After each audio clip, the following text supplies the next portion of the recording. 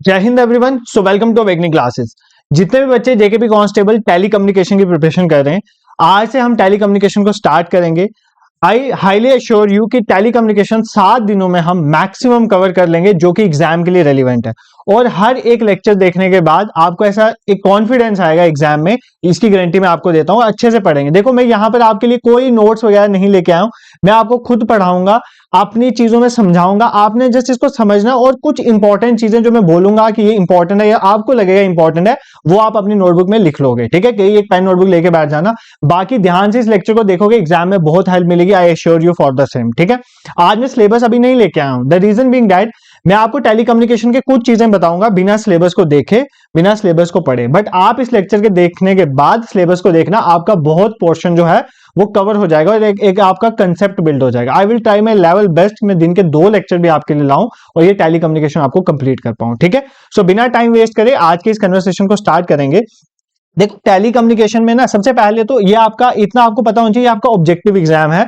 आपका एमसीक्यूज आने को, सब्जेक्टिव तो नहीं है। तो इसका मतलब ये है कि आपको जस्ट चीजें समझनी है और कुछ इंपॉर्टेंट, अगर कुछ फॉर्मूलाज हैं या कुछ इंपॉर्टेंट जैसे यूनिट्स होते हैं या कुछ चीजें जो पूछी जा सकती है, वो आपको याद रखनी। फॉर एग्जाम्पल देखो, टेली कम्युनिकेशन, टैली कम्युनिकेशन, ये पहले इस वर्ड को समझ लो। ठीक है, ताकि इसमें से कोई क्वेश्चन आए तो वो क्लियर हो जाए। देखो, टैली कम्युनिकेशन जो है 2 वर्ड से बना है। पहले आपका प्रीफिक्स है टैली, उसके बाद ये कम्युनिकेशन है ना, ये वर्ड एक कम्युनिकेयर से निकला है। किस वर्ड से निकला है? कम्युनिकेयर। ठीक है, देखो मैं दोनों का बताता हूं क्या मीनिंग होता है। तो जो टैली है ना, टैली जो है एक ग्रीक वर्ड है। टैली एक ग्रीक वर्ड है। टैली वर्ड का मतलब होता है डिस्टेंट। क्या होता है? डिस्टेंट। मतलब ये भी देख लो यार, एग्जाम में पूछा जा सकता है टैली क्या होता है। डिस्टेंट मतलब होता है दूर। कम्युनिकेट का मतलब होता है, कम्युनिकेट तो सिंपल है, टू शेयर। क्या करना? टू शेयर करना। इसका मतलब टेली कम्युनिकेशन वर्ड का मतलब हुआ कि बहुत दूर तक इंफॉर्मेशन को शेयर करना, अपने व्यूज, अपने आइडियाज को बहुत दूर तक जब आप शेयर करते हो, उसको बोलते हो टेली कम्युनिकेशन। फॉर एग्जाम्पल, जैसे हमें टेलीस्कोप सुना हुआ है, जब आपको दूर की चीज देखनी है, टेली मतलब होता है डिस्टेंट, तो दूर की चीज को देखने के लिए आप टेलीस्कोप यूज करो। इसी तरह दूर तक कम्युनिकेट करने के लिए आप टेली कम्युनिकेशन का यूज करते हो। फॉर अब यहां पर इसकी जरूरत क्यों पड़ी? देखो, जैसे मैं यहां से बोलूंगा तो ज्यादा से ज्यादा मेरी आवाज कहां तक ही पहुंच जाएगी? अपने आसपास थोड़े एरिया में, बट आप तक आवाज पहुंच रही है ना, इसका मतलब कुछ ऐसा मीडियम है जहां तक, जिसके थ्रू हम कहीं दूर दूर तक अपनी आवाज पहुंचा सकते हैं। तो वही चीज है basically tele communication. Tele communication की फुल फॉर्म मैंने आपको बता दी कि टेली कम्युनिकेशन का मीनिंग क्या है। इसी को बेसिकली टेलीकॉम भी कहते हैं। टेलीकॉम भी इसी को कहते हैं, ये चीज याद कर लेना।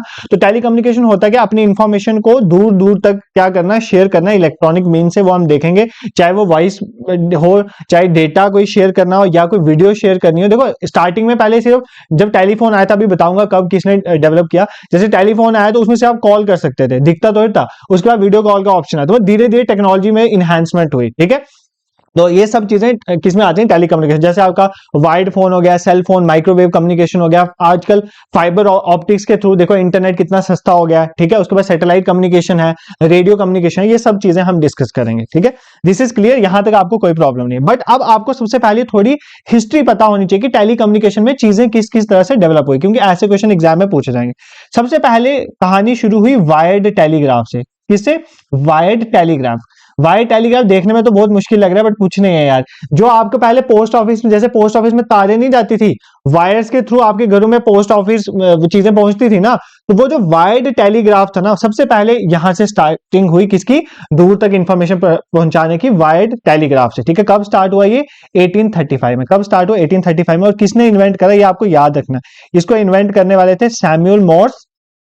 सैमुअल मॉर्स, ये लिख लो कहीं पे, एंड चार्ल्स व्हीटस्टोन। क्या? Charles Wheatstone. इन दोनों ने मिलकर जो है क्या किया? इन दोनों ने मिलकर टेलीग्राफ, वायर्ड टेलीग्राफ, वायर के थ्रू जो है टेलीग्राफिंग होती थी उनको, ताकि हम दूर तक अपना मैसेज पहुंचा सकें, जैसे कोर्ट्स पोस्ट ऑफिस के थ्रू होता था। तो वायर टेलीग्राफ जो है स्टार्ट हुआ 1835 में। ठीक है, सबसे बड़ी इन्वेंशन जो हुई, उसके बाद आया हमारे पास टेलीफोन। इसके बाद थोड़ी चेंजेस आए, टेलीफोन आया हमारे पास। टेलीफोन जो है कब आया? 1876 में। ये याद कर लो, इंपॉर्टेंट है।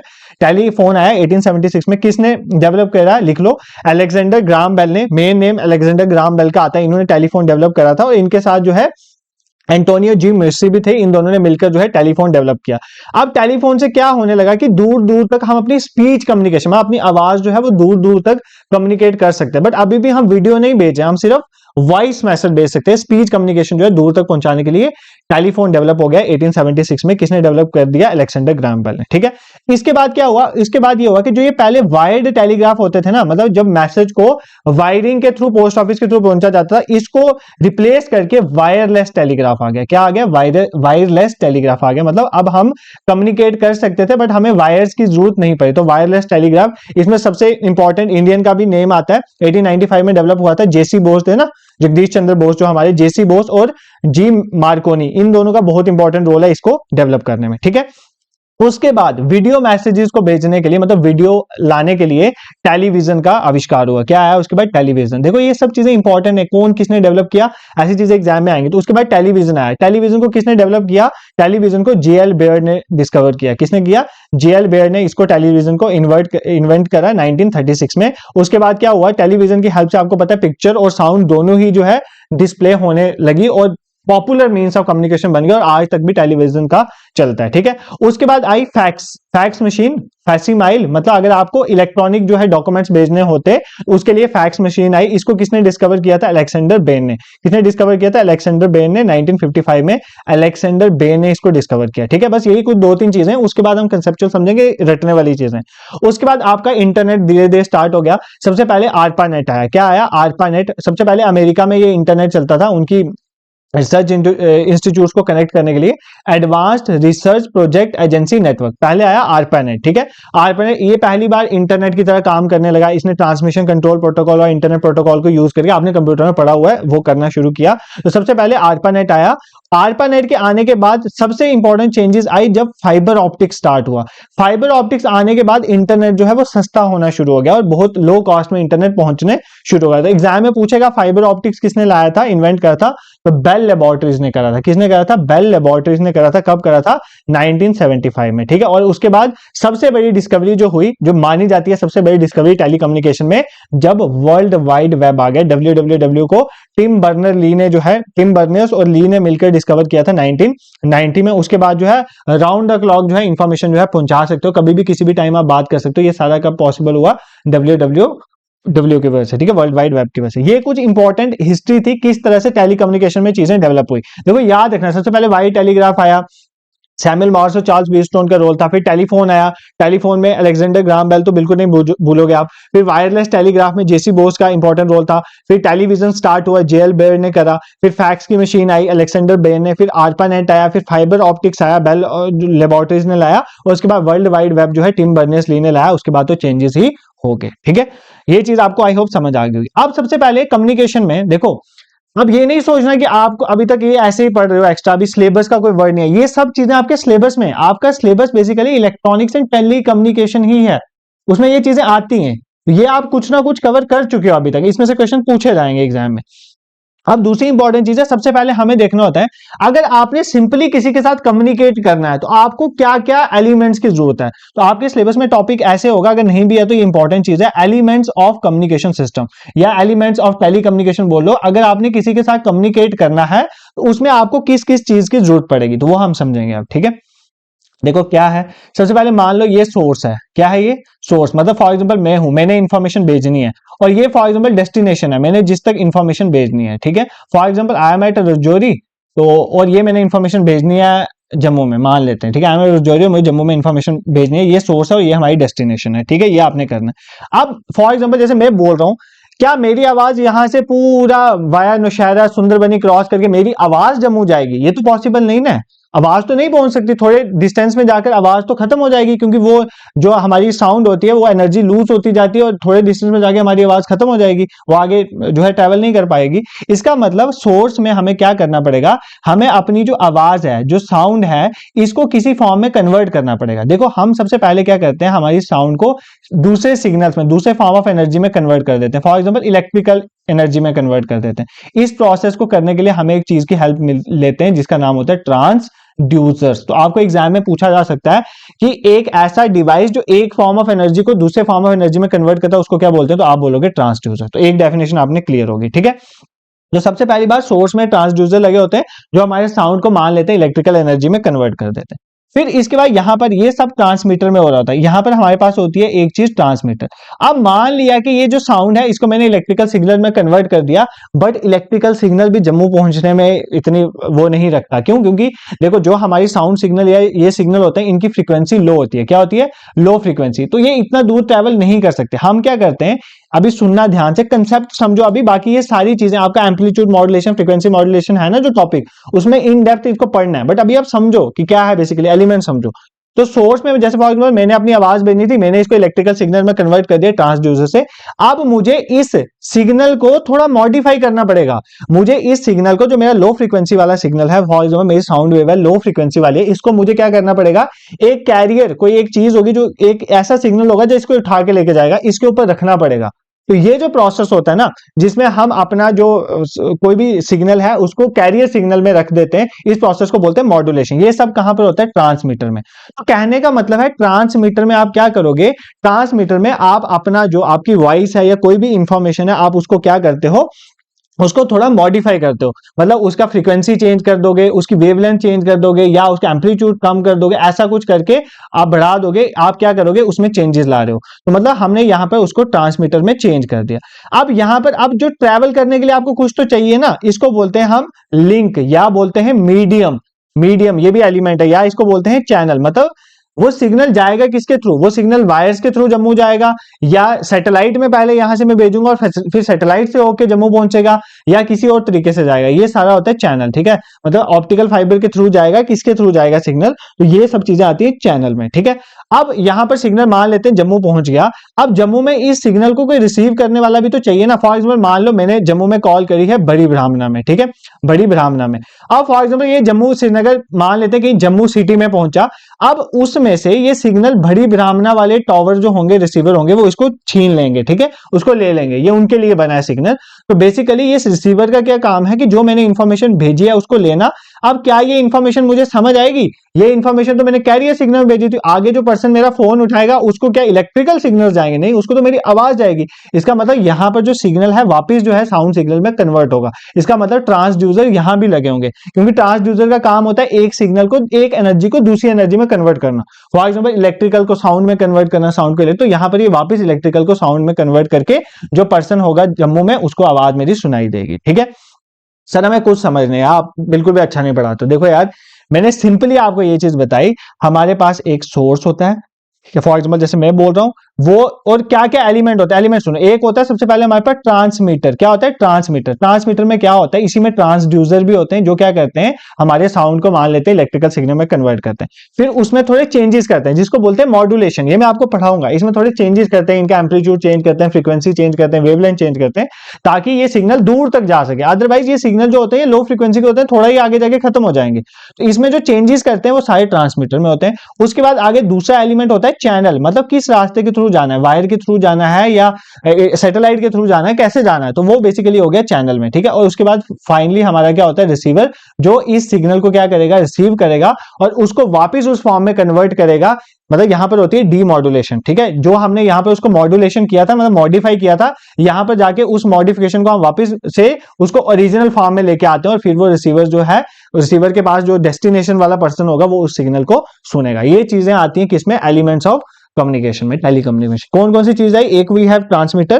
ट्रांसमीटर के साथ एक मैंने आपको कंसेप्ट बता दिया, ट्रांसड्यूसर। ट्रांसड्यूसर में क्या होता है, एक फॉर्म ऑफ एनर्जी को दूसरे फॉर्म ऑफ एनर्जी में कन्वर्ट करना। एक फिर मैंने आपको बताया चैनल, जिसके थ्रू इंफॉर्मेशन जाएगी, और रिसीवर जो इंफॉर्मेशन को रिसीव करेगा, जहां पर डीमॉड्यूलेशन होगी।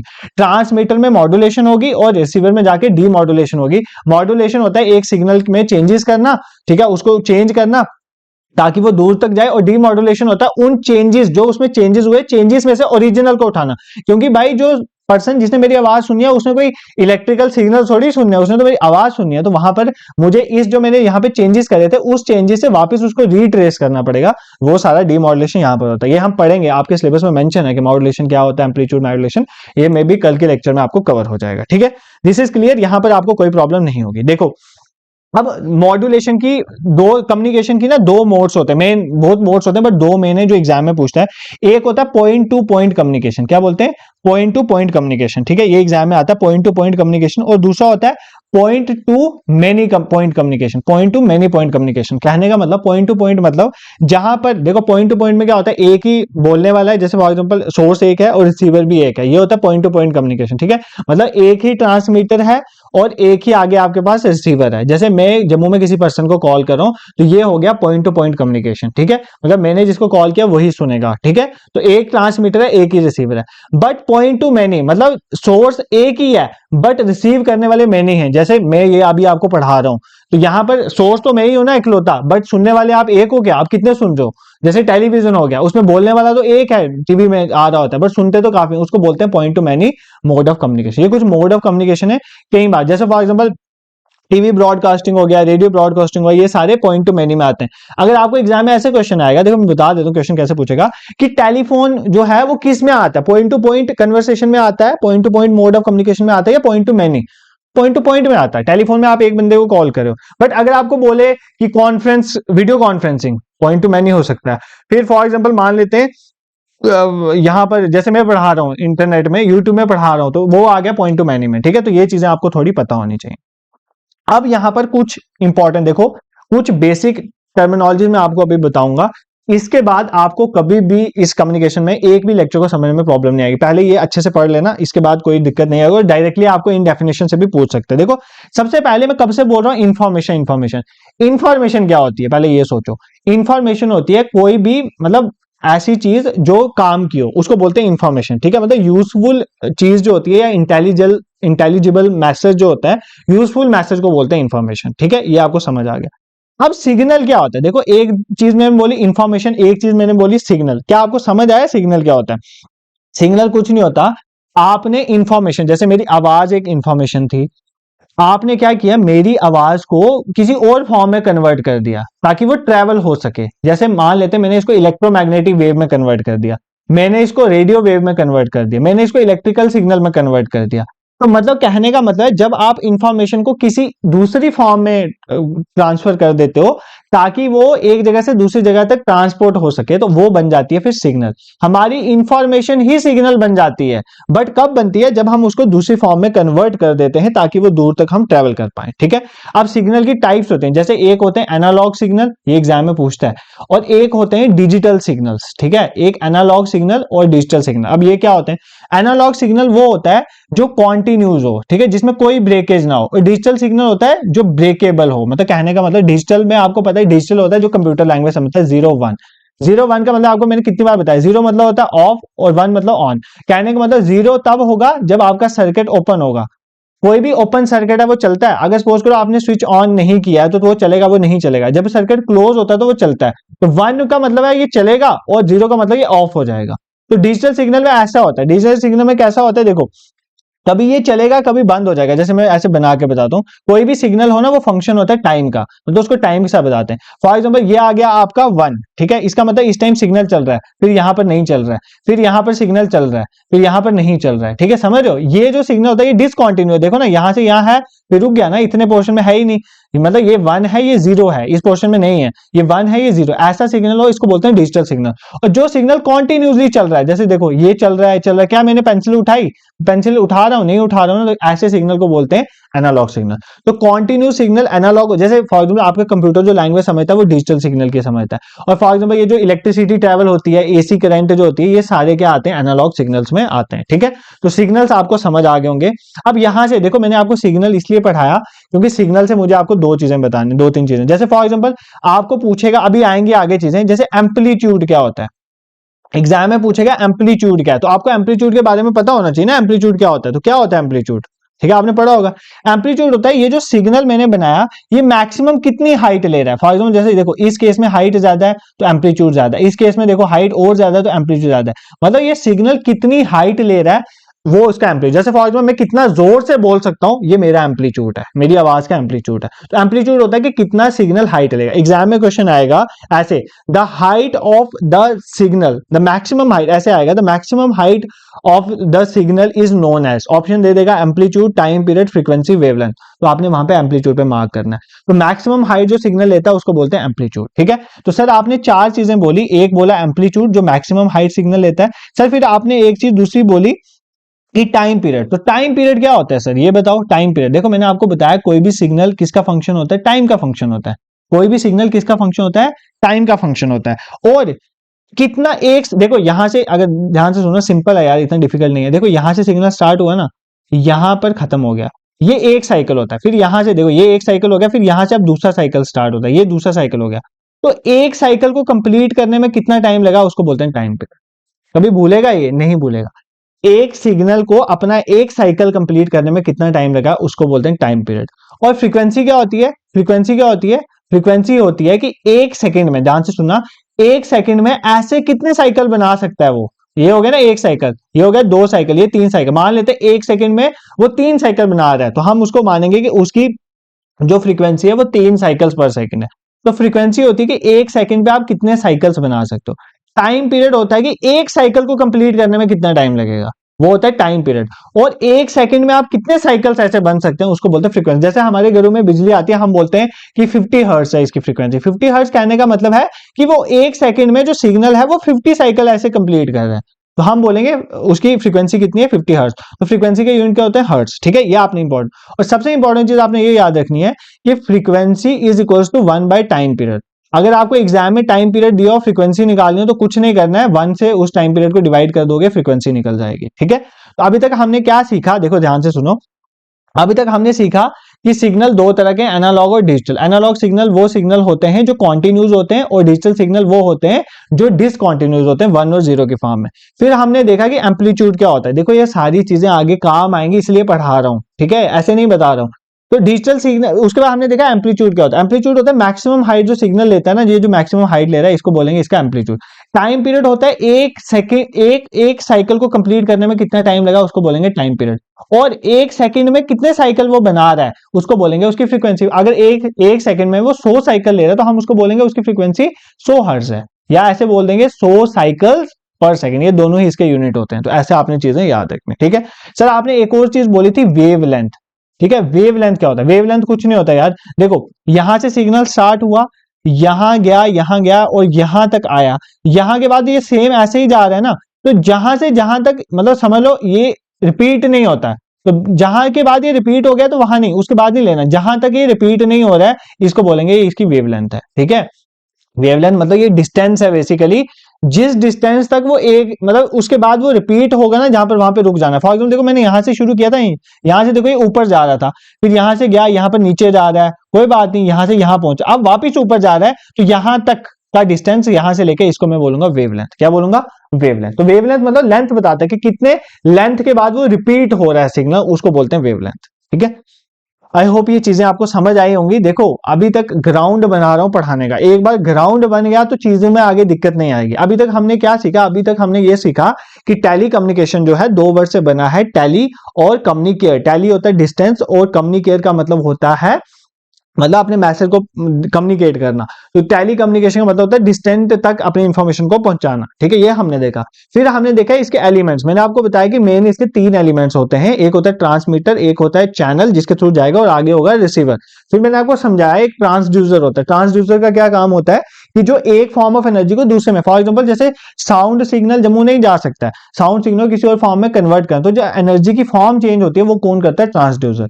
फिर मैंने आपको बताया, फिर मैं आपको कुछ एलिमेंट्स बताने लगा, कुछ चीजें बताने लगा। मैंने सबसे पहले आपको बताया कि इंफॉर्मेशन क्या होती है, फिर मैंने आपको बताया सिग्नल। सिग्नल क्या होता है, इंफॉर्मेशन को उस फॉर्म में कन्वर्ट कर दो ताकि वो ट्रेवल हो सके, उस चीज को बोलेंगे सिग्नल। फिर मैंने बताया सिग्नल एनालॉग और डिजिटल होते हैं। फिर एनालॉग सिग्नल में मैंने आपको एक चीज समझाई कि एम्पलीट्यूड क्या होता है, टाइम पीरियड, फ्रीक्वेंसी, वेवलेंथ। पूरी कम्युनिकेशन इन 4 चीजों पे टिकी हुई है, फ्रीक्वेंसी, एम्पलीट्यूड, वेवलेंथ और टाइम पीरियड। अगर आपको ये समझ आ गया, पूरी कम्युनिकेशन आपको समझ आ जाएगी, इसकी गारंटी मैं आपको दे सकता हूं, ठीक है। अब उसके बाद और क्या चीजें इंपॉर्टेंट है, ट्रांसमीटर, रिसीवर मैंने आपको बता दिया, ट्रांसड्यूसर बता दिया। एक होती है एटीन्यूएशन। एग्जाम में पूछेगा एटीन्यूएशन क्या होता है, या अभी आगे आएगा ना जब मैं प्रोपगेशन आज ही पढ़ा दूंगा आपको, modes of 3 modes, ground wave, sky wave और स्पेस वेव प्रोपगेशन। एटीन्यूएशन क्या होता है, देखो एटीन्यूएशन क्या होता है, जैसे फॉर एग्जाम्पल सिग्नल जा रहा है ना, तो अब सिग्नल जो है फॉर एग्जाम्पल यहां से जब ये निकला था इसकी पूरी एनर्जी हाई थी, जैसे मैं यहां से बोल रहा हूं तो मेरी आवाज मान लेते हैं मेरे डोर तक तो बहुत हाई होगी, जैसे 2 कमरे बाहर जाके वो कम होती शुरू हो जाएगी। ये क्या हो रहा है, मतलब हमारा जो सिग्नल है वो लॉस होता जाता है जब वो ट्रेवल करता है। This loss of signal is known as attenuation, ठीक है। तो एटीन्यूएशन जस्ट याद रखोगे क्या होता है, लॉस ऑफ सिग्नल स्ट्रेंथ, मतलब जो सिग्नल की स्ट्रेंथ है वो डिस्टेंस के साथ साथ कम हो जाती है, इस चीज को बोलते हैं एटीन्यूएशन, ठीक है। एक चीज और एग्जाम में आपको आएगी और पूछेगा, नॉइस क्या होता है। नॉइस होता है अनडिजायरेबल इंफॉर्मेशन, मतलब फॉर एग्जाम्पल जैसे मेरी एक प्रॉपर इंफॉर्मेशन थी, अब 4 बंदे और भी बोल रहे हैं, मेरी इंपॉर्टेंट थी वो उस तक पहुंची नहीं, उसके बीच में 3-4 आवाजें और मिक्स होगी, तो ये चीजें होती है नॉइस, ठीक है। नॉइस होता है डिस्टरबेंस या अनवांटेड एलिमेंट जो इंटरफेयर करता है आपके ओरिजिनल मैसेज के साथ, उसको बोलते हैं नॉइस। और हमारा जो बेसिकली देखो, हमारा टेलीकम्युनिकेशन में मेन काम क्या है, यही काम होता है कि एक तो एटीन्यूएशन कम हो, मतलब सिग्नल की स्ट्रेंथ लॉस कम हो, एनर्जी लॉस कम हो, और दूसरा नॉइस कम हो, ताकि मैं जो आवाज बोल रहा हूँ वो प्योर आवाज आप तक पहुंचे। जैसे फॉर एग्जाम्पल अगर मेरा माइक अच्छा नहीं होता तो आप बोलते हो ना सर नॉइस प्रॉब्लम आ रही है, तो नॉइस वही अनडिजायरेबल आवाज जब आपको बीच में आगे पीछे की आना शुरू हो जाते हैं उसको बोलते हैं नॉइस, ठीक है। अब देखो मॉड्यूलेशन में आपको थोड़ा बता चुका हूं, थोड़ा बता देता हूं, बाकी मॉड्यूलेशन में हमने इन डेप्थ पढ़ना है। अभी मैं आपको कंसेप्ट बिल्ड कर, देखो मॉड्यूलेशन क्या होता है। फॉर एग्जाम्पल मान लेते हैं मेरी आवाज, भाई मेरी आवाज की फ्रीक्वेंसी बहुत कम है, मेरी आवाज की एनर्जी बहुत कम है, यहां से जम्मू नहीं पहुंच सकती, यहां से दिल्ली नहीं पहुंच सकती, यहां से यूएसए नहीं पहुंच सकती। इसका मतलब यह है कि मैं अपना सिग्नल जो है वो किसी और सिग्नल के ऊपर रखूंगा जिसकी आवाज बहुत ज्यादा होगी, जिसकी आवाज नहीं बोल सकते, साउंड सिग्नल नहीं होता, इलेक्ट्रोमैग्नेटिक वेव्स होते हैं जैसे रेडियो, माइक्रोवेव बताऊंगा, तो मतलब मैं किसी और सिग्नल के ऊपर इसको रखूंगा, मे बी उसकी वेवलेंथ ज्यादा होगी, फ्रीक्वेंसी ज्यादा होगी, वो डिपेंड करेगा मुझे क्या करना है मैं बताऊंगा। तो जब भी मैं अपना original signal being low frequency दूर तक नहीं जा सकता, उसको मैं किसी और सिग्नल के ऊपर रखता हूं जिसको बोलते हैं कैरियर सिग्नल, और ये इस सिग्नल को उठा के दूर लेके जाएगा, इस प्रोसेस को बोलते हैं मॉड्यूलेशन, ठीक है। सिंपल है। मॉड्यूलेशन कहां पर होगा, सोर्स वाले जगह पे, जहां पर आपने आवाज भेजनी है, तो आप इसको कैरियर सिग्नल के ऊपर रखोगे अपनी आवाज को, वो दूर चल जाएगी, दैट इज मॉड्यूलेशन। बट आप रिसीवर में क्या करोगे, रिसीवर में आप करोगे डीमॉड्यूलेशन। डीमॉड्यूलेशन कहने का मतलब आप भाई आपके कैरियर सिग्नल के ऊपर आपका ओरिजिनल सिग्नल है, तो इस कैरियर सिग्नल को हटाना है ना आपने, ताकि आपको ओरिजिनल सिग्नल मिले। क्योंकि मैंने देखो, आपको क्या इलेक्ट्रोमैग्नेटिक वेव समझ आएगी, आपको रेडियो वेव समझ आएगी, आपको जो है माइक्रोवेव समझ आएगी, नहीं, आपको तो मेरी आवाज समझ आएगी ना। इस कैरियर सिग्नल में से मेरी आवाज को अलग भी तो करना है, वो होगा डीमॉड्यूलेशन। क्या ये चीजें मुश्किल है, कोई मुश्किल नहीं है। टेलीकम्युनिकेशन का कंपोनेंट आप समझते चलो, एक चीजें आपको क्लियर होती जाएंगी, तो आपको मॉड्यूलेशन और डीमॉड्यूलेशन आपको समझ आ गया, ठीक है। बाकी कम्युनिकेशन चैनल तो मैंने आपको बता ही दिया, बाकी कुछ बताने वाला नहीं है। अब हम चलेंगे प्रोपगेशन ऑफ रेडियो वेव्स, ठीक है। आपके सिलेबस में मेंशन है, देखो कोई भी इलेक्ट्रोमैग्नेटिक वेव्स हो, चाहे देखो ज्यादातर जो कम्युनिकेशन में वेव्स यूज होती हैं इलेक्ट्रोमैग्नेटिक वेव्स क्या होती है, लाइट वेव। इलेक्ट्रोमैग्नेटिक वेव्स क्या होती है, लाइट वेव्स। बार बार बोलूंगा तो कंफ्यूज हो जाओ। इलेक्ट्रोमैग्नेटिक वेव्स क्या होती है, लाइट वेव। जैसे फॉर एग्जांपल आपके सूरज की रोशनी है ना, जो वो भी एक तरह की लाइट वेव है। आप सूरज में बैठते हो तो आपको गर्मी फील होती है, इंफ्रारेड वेव्स, वो भी इलेक्ट्रोमैग्नेटिक वेव्स है, ठीक है।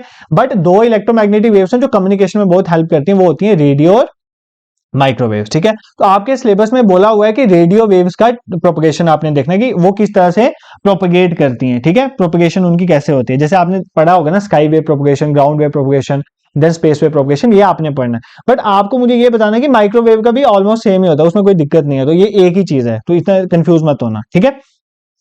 तो अब हम पढ़ेंगे कि कैसे प्रोपगेशन होती है। पहले ग्राउंड वेव से स्टार्ट करेंगे, उसमें कुछ कमी है, उसकी वजह से फिर मैं आपको बताऊंगा कि हमें स्काई वेव करनी चाहिए, फिर स्काई वेव में भी कुछ कमी है, फिर मैं आपको बताऊंगा स्पेस वेव पे क्यों हमें स्विच करना चाहिए। कुछ स्काई वेव के फायदे भी हैं, कुछ नुकसान भी है, ये सब चीजें हम कवर करेंगे, तो प्रोपगेशन आपका कंप्लीट हो जाएगा, ठीक है।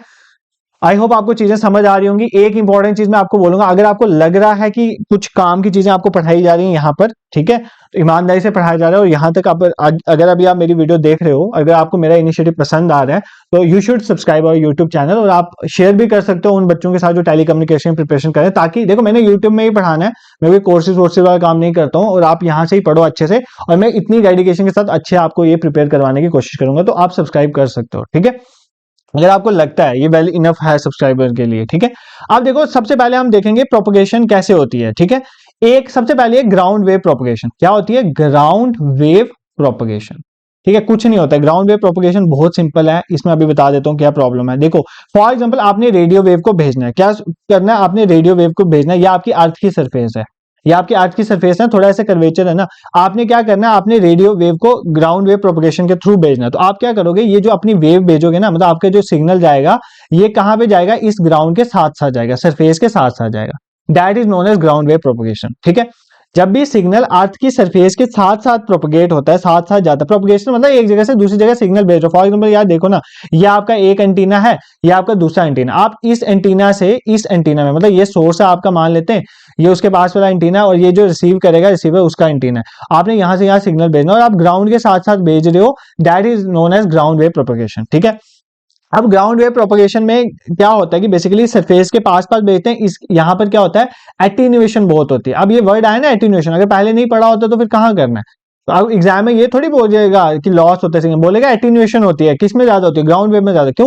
क्योंकि सिग्नल ग्राउंड के पास पास जाता है ना, तो हमारा जो ये अर्थ होती है ना, ये क्या करती है, सिग्नल को कंडक्ट कर लेती है, मतलब सिग्नल को अपने में ले लेती है। ठीक है, तो और थोड़ी यहाँ पर और भी बड़ी साउंड, जैसे फॉर एग्जाम्पल आप अर्थ के पास आप भी रहते हो, कितनी चीजें हैं, तो मतलब सिग्नल जो है वो क्या हो जाता है, डिस्ट्रैक्ट हो जाता है, और ये सिग्नल ज्यादा दूर तक नहीं जाता है। ठीक है, जैसे जैसे फ्रीक्वेंसी बढ़ती है ना सिग्नल की, मतलब जैसे जैसे ज्यादा एनर्जी का सिग्नल होगा वो ज्यादा ज्यादा लॉस होता है। क्या होता है, ज्यादा ज्यादा। फॉर एग्जाम्पल देखो, मतलब बेसिकली होता पता है कि मैं आपको सिंपल बताता हूँ कि 1.5 मेगा हर्ट्स, 1.5 मेगा हर्ट्स मतलब एक मेगा में कितने होंगे, 1000, तो ये लगा लो आप 1500 किलो हर्ट्स, मतलब 1000 हो गया 1500 किलो हर्ट्स।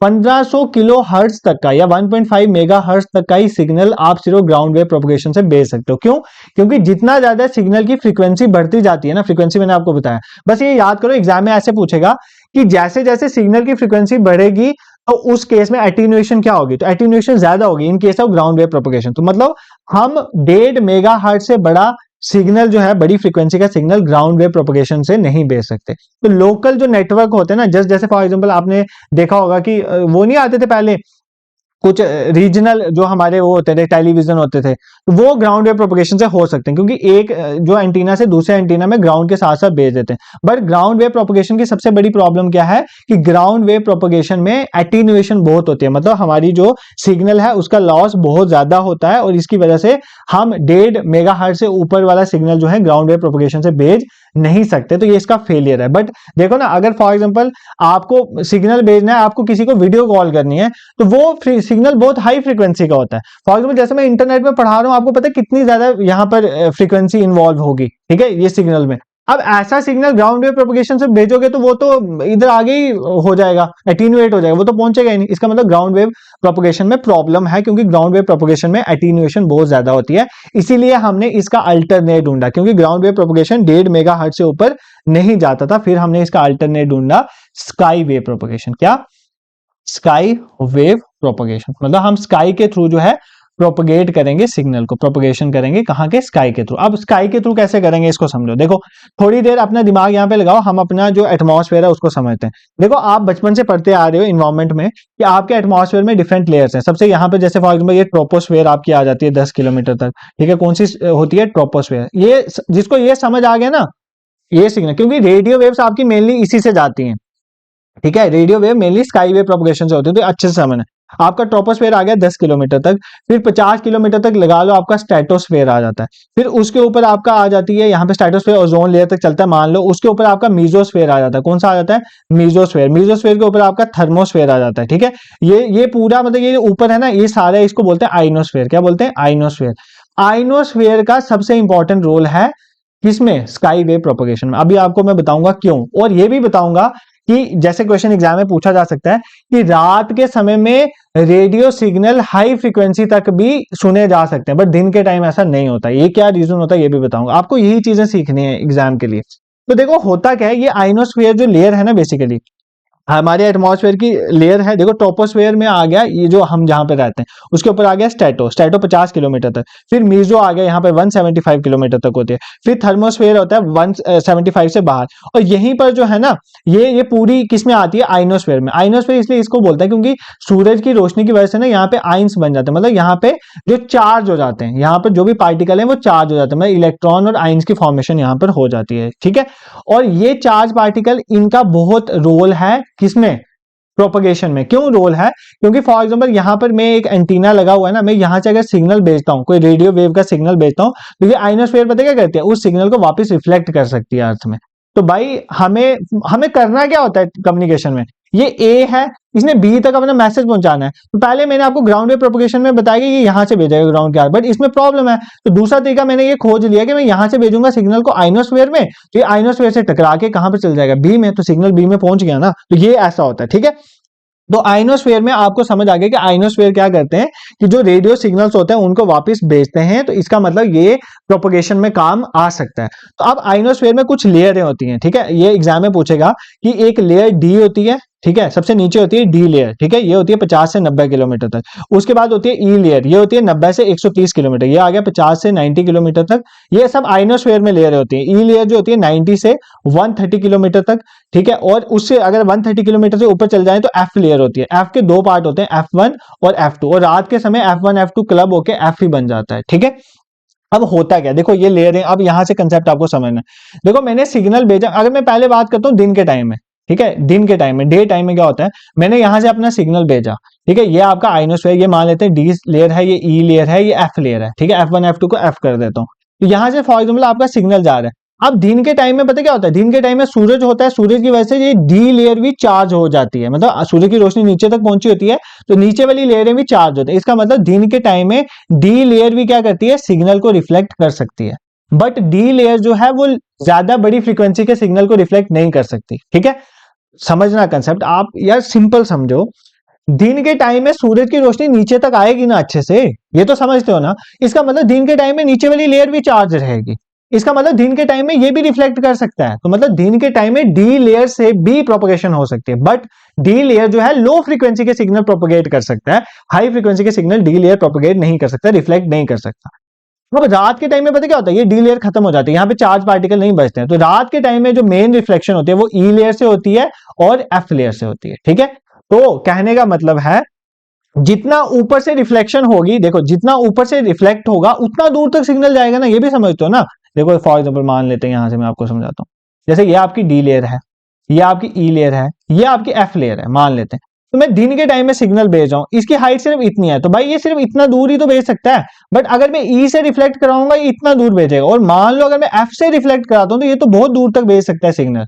तो कहने का मतलब ये है कि रात के टाइम में एफ लेयर से रिफ्लेक्शन होती है, एफ लेयर दूर है, इसीलिए रात के टाइम में रेडियो वेव्स दूर तक की रिफ्लेक्शन कर सकते हैं, मतलब दूर तक प्रोपगेट कर सकते हैं, मतलब दूर तक सिग्नल पहुंचा सकते हैं, दूर तक के सिग्नल की आवाज सुन सकते हैं हम रात के टाइम में। तो अगर आपको कोई पूछे कि ऐसे क्वेश्चन आ सकता है कि स्काई वेव प्रोपगेशन में रात का टाइम अच्छा होता है कि दिन का टाइम, तो आप बोलोगे for high frequency signal transmission रात का टाइम अच्छा होता है, क्योंकि रात के टाइम में सिग्नल ज्यादातर एफ लेयर से रिफ्लेक्ट होते हैं, और एफ लेयर से रिफ्लेक्ट होने की वजह से वो सिग्नल दूर तक जाता है। ठीक है, आई होप ये कंसेप्ट आपको समझ आ गया, इसमें कोई आपको अब दिक्कत नहीं होनी चाहिए। तो इतना आपको समझ आ गया कि रात के टाइम में एफ लेयर से रिफ्लेक्शन करवाने में हमें बहुत बेनिफिट होता है, क्योंकि दिन के टाइम में जो होता है डी लेयर से भी रिफ्लेक्ट हो सकता है, पर रात के टाइम में ई और एफ लेयर से होता है, एफ लेयर से रिफ्लेक्शन ज्यादा होती है। ठीक है, अब इसमें भी ना एक प्रॉब्लम है, तो आप बोलोगे सर आपने अभी बताया ये सारा समझाने के बाद अब इसमें क्या प्रॉब्लम है। देखो इसमें ये प्रॉब्लम है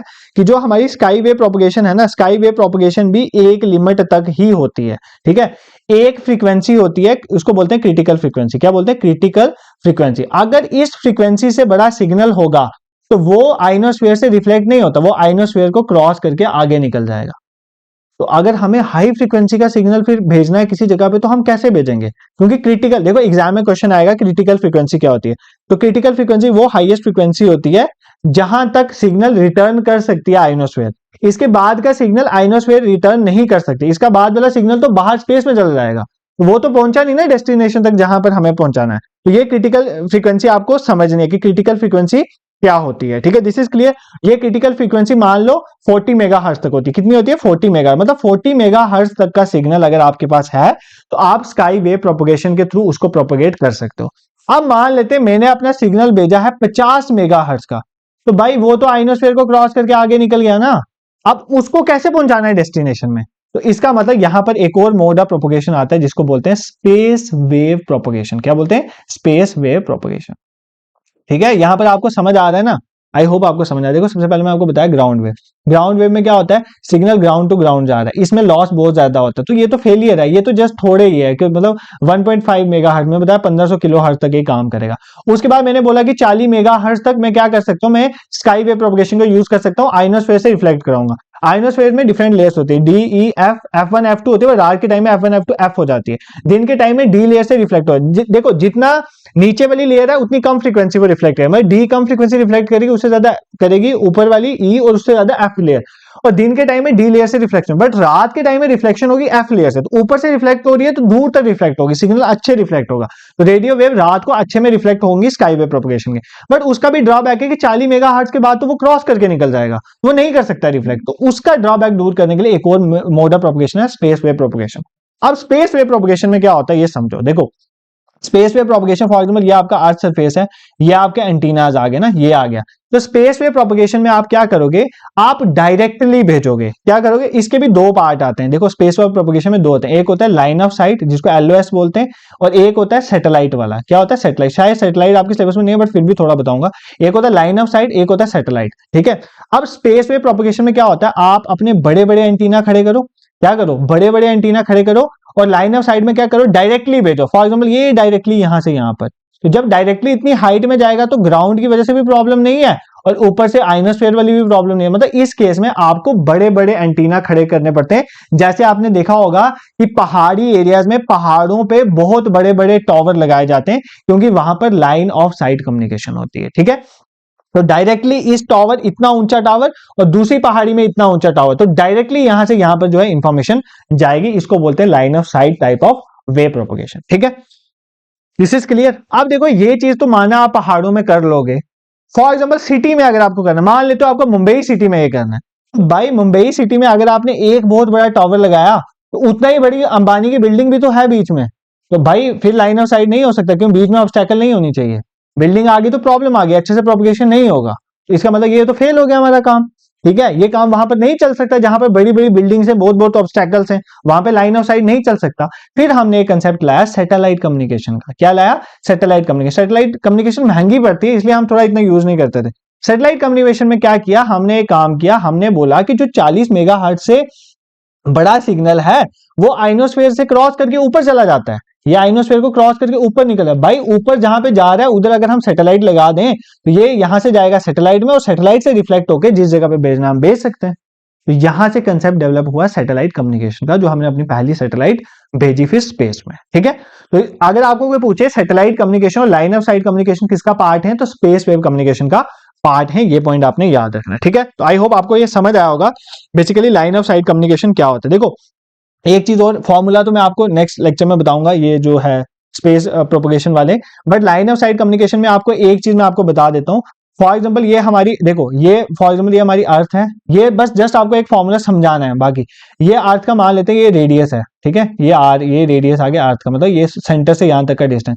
यहाँ पर भेजने वाला एंटीना है, उसको बोलेंगे जो सेंडिंग एंटीना है, ठीक है, सेंड करने वाला, और यहाँ पर रिसीविंग एंटीना है, ठीक है। तो बेसिकली क्या होता है, ये कितना दूर तक पहुंचा सकता है, कितने दूर तक पहुंचा सकता है, उसका फॉर्मूला होता है डी। मान लेते हैं पूरा डिस्टेंस है डी, मतलब कितने दूर तक पहुंचा सकता है। डी को निकालने का तरीका होता है, डी आपका निकलता है under root 2r(h1) plus under root 2r(h2). बस ये फॉर्मूला याद कर रहे हैं। सर क्या है, आर तो आ गया रेडियस, ये तो फिक्स है ना, रेडियस अर्थ का फिक्स है, और किस पे कितना दूर तक आप पहुंचा सकते हो डिपेंड करेगा H1 और H2 पे। H1 H2 क्या है, हाइट ऑफ सेंडिंग एंटीना और रिसीविंग एंटीना, ट्रांसमिटिंग एंटीना और रिसीविंग एंटीना। मतलब कहने का मतलब है जितना ऊंचा आपका ट्रांसमिटिंग एंटीना और रिसीविंग एंटीना होगा इतना ही दूर आप अपनी रेंज होगी, आपकी रेंज होता है कितने दूर तक आप अपना इंफॉर्मेशन पहुंचा सकते हो, उतनी ही रेंज होगी। तो ये फॉर्मूला याद कर लेना, अंडर रूट 2r(h1), H1 मतलब कहने का मतलब हाइट ऑफ ट्रांसमिटिंग एंटीना जो भेज रहा है, प्लस अंडर रूट 2r(h2) मतलब हाइट ऑफ रिसीविंग एंटीना जो रिसीव कर रहा है। तो ये फॉर्मूला याद करना है, मे बी इसमें कुछ एमसीक्यू ले आऊंगा, आपको क्लियर करवा दूंगा। तो लाइन ऑफ साइट कम्युनिकेशन में आप समझ गए कि अगर हमें स्पेस वेव प्रोपगेशन करनी, इसमें फ्रीक्वेंसी का कोई डर नहीं है। फ्रीक्वेंसी अगर आप 100 मेगाहर्ट्ज भी करना तो वो भी कर सकते हो, कोई दिक्कत नहीं है। बट कहने का मतलब है वो दोनों एक लाइन में होने चाहिए, बीच में कोई ऑब्स्टैकल नहीं हो चाहिए ना, बीच में वो बड़ी तगड़ी बिल्डिंग हो जाए, वो नहीं हो सकता। उस केस में आपको सैटेलाइट कम्युनिकेशन यूज करनी पड़ेगी। ठीक है, सैटेलाइट कम्युनिकेशन महंगी पड़ती है इसलिए हम यूज नहीं करते। तो इस केस में आपने क्या करना, √2 मतलब कहने का मतलब है कि हाइट जो है ट्रांसमिटिंग एंटीना की बड़ी होनी चाहिए और रिसीविंग एंटीना की भी बड़ी होनी चाहिए, तब ही आप ज्यादा दूर तक सिग्नल पहुंचा पाओगे in case of space wave propagation, otherwise नहीं। तो बाकी सैटेलाइट कम्युनिकेशन आपके सिलेबस में क्लियरली मेंशन नहीं है, थोड़ा बहुत मैंने बता दिया। बट अगर आपको पूरी अर्थ, देखो पूरी अर्थ को कवर करने के लिए आप तो अर्थ को, अगर आपने अर्थ में कम्युनिकेशन सैटेलाइट भेजनी है तो वो 36,000 किलोमीटर की हाइट पे होना चाहिए। यार ये मैं आपको नेक्स्ट लेक्चर में बताऊंगा, नहीं तो ये बड़ा कंफ्यूजन है। बस जस्ट इतना याद रखो कि आप एक अर्थ को, अगर आप चाहते हो कि आपको पूरी अर्थ को मॉनिटर करना है, तो एटलीस्ट आपको 3 सैटेलाइटों की जरूरत पड़ती है, और तीनों सैटेलाइट 120 डिग्री मतलब होनी चाहिए, फिर जाके पूरी अर्थ को आप एट अ टाइम मॉनिटर कर सकते हो, मतलब पूरा कम्युनिकेशन सिस्टम अच्छे से बना सकते हो। तो ये एक चीज आप फैक्ट याद कर सकते हो। ये आ गया किसमें, अगर आपको एग्जाम में आए कि लाइन ऑफ साइट कम्युनिकेशन किसका पार्ट है, तो याद रखना ये स्काई वेव प्रोपगेशन में नहीं आता, किस में आता है, स्पेस वेव प्रोपगेशन। अगर पूछे आइनोस्फीयर किस में रोल प्ले करती है, तो स्काई वेव प्रोपगेशन में प्ले करती है। अगर ये पूछे कि रात के समय में ज्यादा दूर तक आइनोस्फीयर काम कर सकती है कि दिन के समय, तो रात के समय में, क्योंकि रात के समय में ऊपर वाली लेयरों से रिफ्लेक्शन होगी। अगर आपको पूछे कि 40 मेगाहर्ट्ज से ऊपर वाली फ्रीक्वेंसी के सिग्नल क्या आइनोस्फीयर में हो सकते हैं, ग्राउंड वेव से हो सकते हैं, नहीं, उसके लिए हमें स्पेस वेव प्रोपगेशन की जरूरत पड़ेगी। अगर आपको पूछे कि ग्राउंड वेव प्रोपगेशन में या स्काई वेव प्रोपगेशन में सबसे ज्यादा सिग्नल लॉस किसमें होता है, तो सिग्नल लॉस किसमें होता है, हमारे ग्राउंड वेव प्रोपगेशन। ऐसे क्वेश्चन एग्जाम में आते हैं, कुछ आपके एमसीक्यूज बना के आपके लिए मैं ले भी आऊंगा, बट जस्ट आज अभी अभी स्टार्ट तो हुआ है यार, अभी तो ये ट्रेलर है, अभी कुछ 1-2 लेक्चर्स आए तो आपको थोड़ा कंसेप्ट बन जाएगा, फिर मुझे भी कॉन्फिडेंस आएगा कि आपको मैं एमसीक्यूज करवा सकूंगा। ठीक है, तो आज इतना ही रखते हैं, नहीं तो पहले दिन ही आप सोचोगे बहुत ज्यादा ओवर बर्डन हो गया। तो अगर आपको ये पसंद आया टेलीकमेंट, depending upon your response in comment section, देखो आप लोग रिस्पॉन्स करोगे मैं लेक्चर लाऊंगा अच्छे से, ऐसे ही लेक्चर लाऊंगा। ठीक है, आप अभी रिस्पॉन्स करोगे तो समझ लेना कि रात को मैं उतनी मेहनत करके कल मॉर्निंग में और इसका बेटर, और मैं अल्टरनेटिव पढ़ाऊंगा आपको। जैसे एक कम्युनिकेशन का भी लेक्चर आएगा फॉर एग्जांपल शाम के टाइम में, तो मॉर्निंग में इलेक्ट्रिसिटी वाला भी आएगा, ऐसे पढ़ाने की कोशिश करूंगा। बाकी सिलेबस डिस्कशन अब मैं आपके साथ कल थोड़ा टाइम लगा के और कैसे पढ़ना चाहिए ये चीजें मैं डिस्कस कर लूंगा, depending upon your response in comment section.